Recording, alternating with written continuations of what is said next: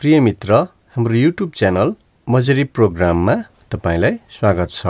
यस समय हामी तपाईको माझमा केही महत्त्वपूर्ण बाइबल सम्बन्धित जीवनोपयोगी प्रश्नका साथमा उत्तरलाई पनि प्रस्तुत गर्न चाहन्छौँ। कृपया हाम्रो च्यानल मजरी प्रोग्रामलाई सब्स्क्राइब गरिदिनु होला। प्रभु येशू ख्रीष्टले तपाईलाई आशिष दिनुभएको होस्। धन्यवाद।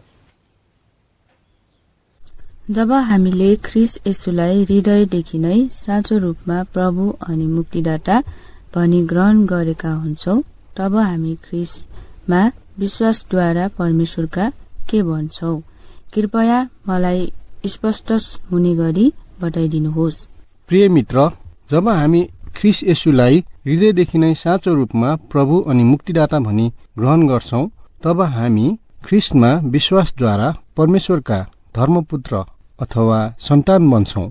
यो चाहिँ हाम्रो मुक्तिको एक खण्ड हो। पहिले हामी पाप र शैतानका दास थियौं। हामी परमेश्वरको परिवारमा थिएनौं। परमेश्वर सबै मानिसहरूका सृष्टिकर्ता त हुनुहुन्छ, तर उहाँ सबै मानिसहरूका पिता हुनुहुन्न। उहाँ ख्रीष्ट येशूमा विश्वास गर्नेहरूका मात्र पिता हुनुहुन्छ। हामीले विश्वासद्वारा ख्रीष्टको धार्मिकता पाएका छौं। हामीले विश्वासद्वारा ख्रीष्टको धार्मिकता पाएपछि मात्र परमेश्वरले हामीलाई उहाँको परिवारमा ग्रहण गर्नुहुनेछ। कुनै पनि धर्मपुत्रले उसलाई धर्मपुत्र बनाउने त्यस पिताको पूरा अधिकार अवश्य नै पाउँदछ।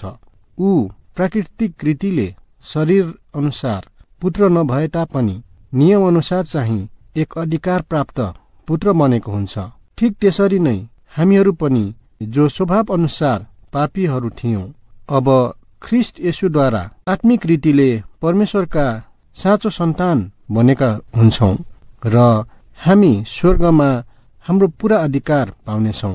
आउनुहोस्, यही कुरालाई उल्लेख गरिएका बाइबलमा रहेका केही पदहरूलाई पढौं। रोमी 8:15देखि 17 हामी पढ्छौं, किनभने फेरि डरमा पर्नलाई दासत्वको आत्मा तिमीहरूले पाएका छैनौ, तर तिमीहरूले धर्मपुत्र हुने आत्मा पाएका छौ। यसैले जब हामी परमेश्वरलाई अब्बा पिता भनी पुकार्दछौ, त्यो चाहिँ हामी परमेश्वरका सन्तान हौ भनी पवित्र आत्माले हाम्रो आत्मासँग गवाही दिनु भएको हो। र सन्तान हौ भने त उत्तराधिकारी पनि हौ, परमेश्वरका उत्तराधिकारी र ख्रीष्टसँग साझे उत्तराधिकारी। उहाँसँग दुःख भोग्छौं भने त हामी उहाँसँगै महिमित पनि हुनेछौं।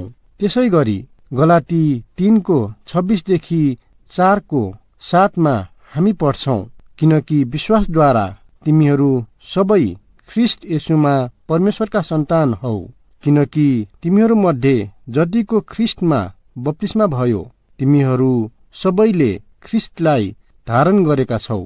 अब न त यहुदी छ, न ग्रीक, न कमारा छ, न फुक्का, न त पुरुष, न स्त्री छ, किनभने ख्रीष्ट येशूमा तिमीहरू सबै एउटै हौ।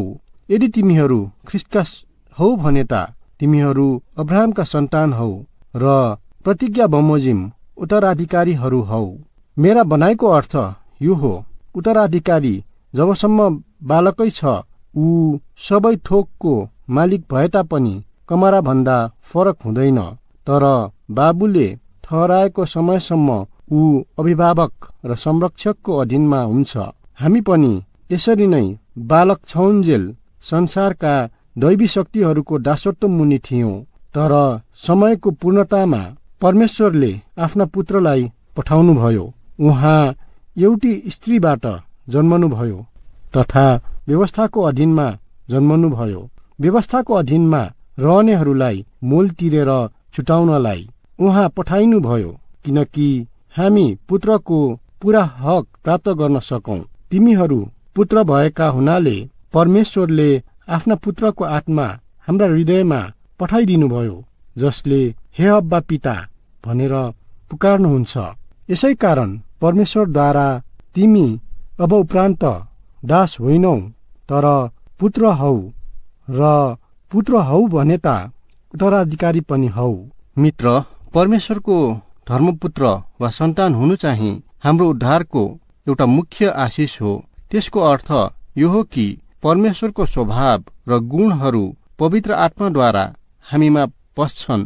त्यसको अर्थ यो पनि हो कि हामी परमेश्वरको घनिष्ठ संगतिमा हुन्छौं, जस्तो कुनै एउटा बालक आफ्नै सांसारिक पिताको संगतिमा रहन्छ। तर धर्मपुत्र भएर हामीले पुत्र जस्तै गरी व्यवहार गर्नु पर्दछ। परमेश्वरको धर्मपुत्र वा सन्तान हुनु एउटा ठूलो हक र आनन्दको कुरा हुन्छ, तर साथसाथै त्यो एउटा ठूलो जिम्मा पनि हो। मित्र, म आशा गर्छु तपाईले आफ्नो प्रश्नको उत्तर पाउनुभयो। अब तपाईको अर्को प्रश्न के छ? बप्तिस्मा भनेको के हो? कृपया मलाई स्पष्ट हुने गरी बताइदिनुहोस्।